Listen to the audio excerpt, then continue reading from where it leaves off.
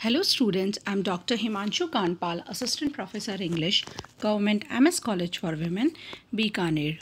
Today I'm going to give you the detailed analysis of the poem The Second Coming, written by William Butler Yeats. Poet and dramatist William Butler Yeats was born in Sandymount, County Dublin in 1865. His father was a well-known portrait painter, and at the age of 19, William Butler Yeats enrolled in the Metropolitan School of Art in Dublin. During his 20s, the family moved to London, where Yeats met many other artists and writers, including George Bernard Shaw and Oscar Wilde. In 1889, he published his first volume of poetry, The Wanderings of Curzon and Other Poems, followed by more publications and several anthologies of Irish folk tales. In 1894, Yeats became involved with the Irish Literary Theatre, later becoming its chief playwright, with many of his plays being performed there and at the Abbey Theatre, also known as the National Theatre of Ireland, which opened in 1904. Yeats continued to publish throughout his life. He was awarded the Nobel Prize for Literature and continued to work on his poetry and the poetry anthology, Oxford Book of Modern Verse, 1890-1935. He died in 1939 at the age of 73. Now we are going to move to the poem The Second Coming by W.B. Yeats, a legendary Irish poet. Is the most popular piece of literature due to its heavily used or borrowed title, lines or phrases. This poem was first published in the Dial in 1920. The poem deals with the subjects of political, spiritual and cultural decay and regeneration. In this poem, the poet prophesies that some sort of the second coming is arriving, and the anarchy in the world foreshadows it is not very far. The popularity of the poem rests on the fact that it has resonated through all the cultural decays across the globe since its publication. So it means that Second Coming is a very popular piece of poem. The Second Coming is a response to a world wrecked by violence. Yeats wrote the poem 1909. 1919 is one of the poem written by Yeats right after the end of the World War I, in which 16 million people were killed in a horrifying display of the power of modern technological warfare and of the continuing conflicts that wrecked the supposedly modern civilized world. The poem voices a sense of shock, dismay, and pessimism about the future that many felt after the war. Lines like "blood-dimmed tide" and "mere anarchy is loosed upon the world" both eloquently describe the horrific chaos of war and violence. So, the poem begins as if the poet is seeing a vision. The poet says that turning and turning in the widening gyre. The poem begins as if the poet is seeing a vision and expressing it, and in his trance he sees a gyre or cone rotating rapidly round a fixed center, informing about and signaling towards a change of civilization and age. Its circumference gradually widens, and ultimately even the center fails to control its movement. Why? Because disintegration sets in, things fall apart, and the center cannot hold. The poem begins with the phrase "turning and turning in the widening gyre," a sentence that evokes an occult symbol that fascinated Yeats. A Jaya is a spiral or vortex, and Yeats believed that the universe was comprised of interlocked circles which together make up individual lives that coalesce to form the whole of existence. Coalesce means come together to form one whole. When we move to the second line of the poem, the falcon cannot hear the falconer.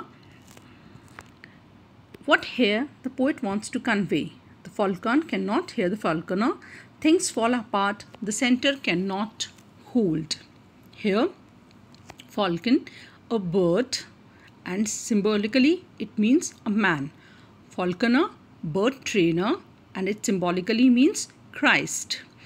The falcon cannot hear the falconer. The bird should obey its master or trainer. Here the falcon is a small bird of prey trained to hunt and kill other birds and small animals. Here it is a symbol of soul or man, or the spiritual and emotional part of man's makeup. So here the poet wants to convey that the bird should obey its master or trainer. It cannot hear its master. It is because of the distance between the two depending on the systems of Jayas. It implies man's separation from ideal of himself and his break away with traditional tie. Things fall apart. The center cannot hold. Mere anarchy is loosed upon the world. Essentially, this first line is just a complex way of saying that something, first line, that is turning and turning in the widening Jaya, that something is happening in this world. Something is churning and awakening. Some new existing is rising out of the current haze of life that we all live in, expanding it and enlarging the scope of what life is and altering how the world works on a fundamental level. The whole first section finds the speaker observing a world that is losing touch with order and morality. The most important thing in the world for a man is that everything goes with order and morality. But writer says that we can feel that world is losing touch with order and morality. Something is moving and something changing in spiral motion. So the poet feels that world will never be the same. The falconer has lost control over the falcon. Because of the lack of contact, man has to cease to hear the call of soul, spirit, because the world is too much with him. Since intellect and materialism, science, technology, and rationalism is too much with us, it is leading us towards destruction. As a result, anarchy means a state of disorder due to absence of controlling system. The poet feels that the world now, there is a state of disorder and the world lacks, there is an absence of a controlling system. This is the reason behind that the world is leading towards its destruction. As a result, anarchy is let loose. Everywhere there is violence and bloodshed.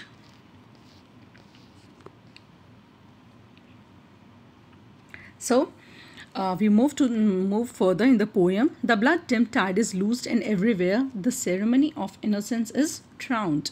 The best lack all conviction while the worst are full of passionate intensity. So here the poet says that violence is destroying innocence. People have become detached from their leaders. Something fundamental is dissolved and the people who believe in goodness are being silenced while the loudest speakers are the villains and chaos bringers.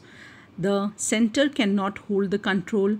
Consequently, traditional and aristocratic life and thereby innocence and purity are in danger of extinction. There is a tide of violence, a tide both dimmed by blood and in the blood itself. The bloody tide is said to ruin the world. Violence. Here, Yeats is here thinking of anarchy and violence that came in the wake of Irish and Russian revolutions. The best and the wisest and the aristocratic have lost all faith and conviction, and the worst, the masses are fanatical and violent. Here, I would like to tell you something about blood-dimmed tide. This phrase strengthens the sinister situation and intensifies the idea of anarchy. The phrase also suggests the great biblical flood and the havoc it caused. The blood-dimmed tide is a tide of violence, a tide both dimmed by blood, and the blood itself is related to the violence of 1919, in which writer says that nowadays are dragon-ridden and violence upon the roads, violence of horses, etc. There is violence and bloodshed because of the Easter Rebellion, Irish Civil War, and the Great European War of 1914 and 1919. Further, writer concludes this stanza by saying that anarchy is let loose in the world and there is an all-round convulsion in which all finer qualities are destroyed. Everywhere the traditional way of life, a way which has always fostered purity and innocence, is in the danger of extinction. In the first line of the second stanza, the poem hints that a moment of divine intervention must be at hand after the chaos of the first stanza. Surely some revelation is at hand. A new era by Antichrist. Surely the second coming is at hand. The second coming, hardly are those words out when a vast image of Spiritus Mundi troubles my sight, a waste of desert sand, a shape with lion body and the head of a man, a gaze blank and pitiless as the sun is moving its slow thighs, while all about it went shadows on the indignant desert birds. Surely some revelation is at hand, and as it turns out, some revelation is at hand. But rather than returning the world to peace, this new revelation makes things worse. A new and grotesque beast heads towards Bethlehem, the birthplace of Jesus, to be brought into the world. Surely the second coming is at hand. If Jesus was the figurehead for a moral movement, this new beastly leader is the figurehead of a new world of anarchy in which the best people, likely the most moral people, lack the courage of their convictions and the worst are allowed to thrive. In other words, the poem portrays Christian morality and prophecy as weak or even proven false in the face of violence and destruction that humans have created. The blank gaze of this new creature provides further evidence of just how hopeless the situation is. This might have had the head of a man. This being might have had the head of a man, but it doesn't have moral sense. Instead, it is a pitiless. The second coming, hardly are those words out when a vast image out of Spiritus Mundi troubles my sight. It is arriving to preside over blood-dimmed tides and drowned innocence, not a world of kindness, charity and justice.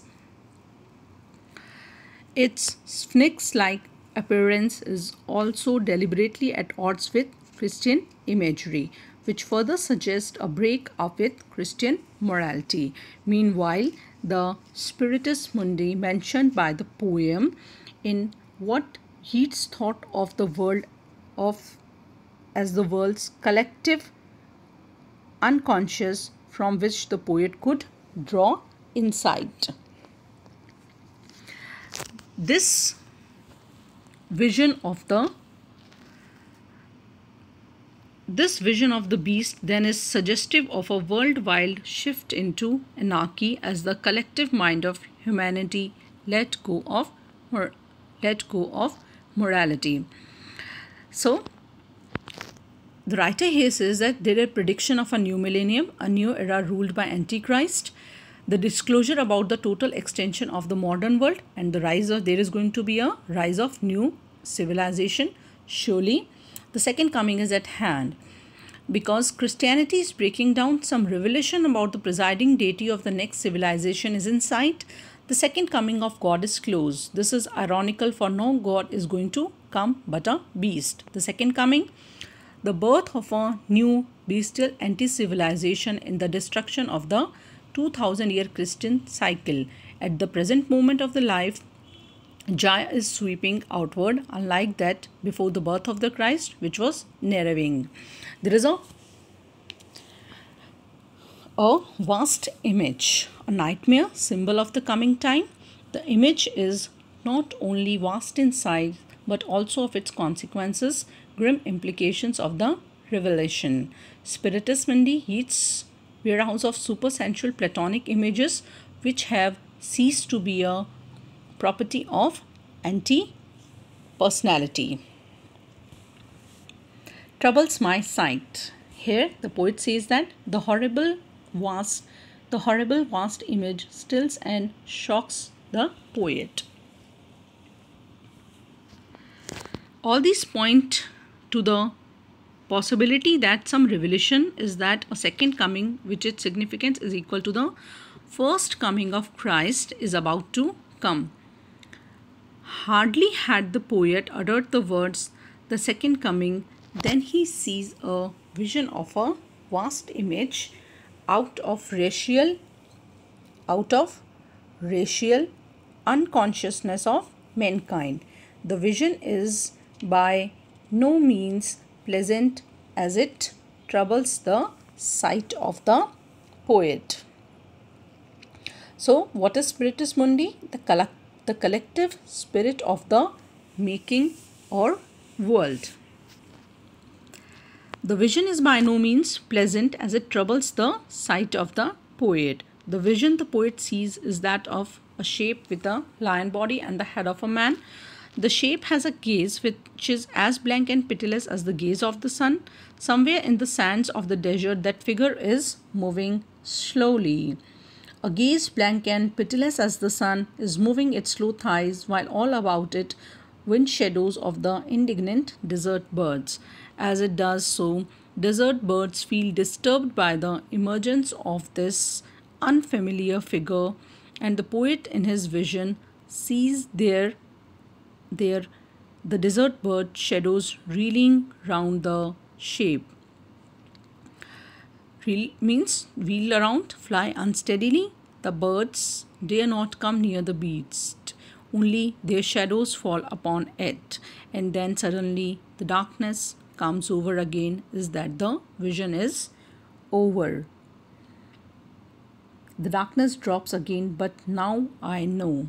I have seen the, I know means I have seen the divine revelation. It is darkness drops again, but now I know that 20 centuries of stony sleep were vexed to nightmare by a rocking treadle, and what rough beasts its hour come around at last, slouches towards Bethlehem to be born. So now the vision, poetry says that the vision over, he realizes the truth. The 2000 years of dead unspiritual life of Greco-Roman civilization collapsed by the birth of Christ, and that now the rough beast, the presiding deity of the next civilization, its appointed time have come. It moves towards Bethlehem, the birthplace of Christ, to be born there itself. Christianity is to be replaced by the bestial civilization, which is more horrifying. The vision is over, but so long as it lasted, it has been able to give the poet the knowledge that when the 20 centuries of stony sleep before the birth of the Christ were disturbed by the rocking cradle of Christ at Christ's birth, the situation must have been similar to the situation now. But there is a difference. The only difference is that in that case it was Christ who was born in Bethlehem, and in this case it is rough beast which is moving slowly in slouching style towards Bethlehem. Its hour has also come round at last. It's that the time for it to herald another era of 20 centuries has come. The big difference of this time is that whereas Christ's influence was all welcome, this is a rough beast and its appearance is more terrifying than welcome. In other words, civilization is for sterner times at the hands of the new authority which is likely to take over in the wake of this second coming. That violent beast was learned to stony sleep and nightmares for 200 years by rocking of Christ. Thus, the 20 years long petrifying sleep of the violent beast has been as it were broken to its indignation by a rocking of its cradle. So, in other words, the civilization is for the sterner times at the hands of the new authority, which is likely to take over the wake of the second coming. So, according to the poet, the second coming is imminent because the Christian civilization has almost run its course of 2000 years. The present cycle of the history is almost over and a new history is about to begin. The birth of the new civilization may appear to be the ruin of the old. Its values may appear to us monstrous and terrifying. The very thoughts may be nightmare to us, but this much is sure that a change is in the offering. So, according to one writer, the poem is an expression of a vision. The measured verse, the repeated phrase, the simple and terribly effective images convey this moment of concentrated and amazed vision. And according to another writer, Ian Chafaris, he says that this is probably Yeats's most powerful poem. Its effect is cumulative. It states a situation and envisages its development. Its essence is dramatic as well as philosophic, lyric as well as elegiac. Thank you. This is all about the poem Second Coming.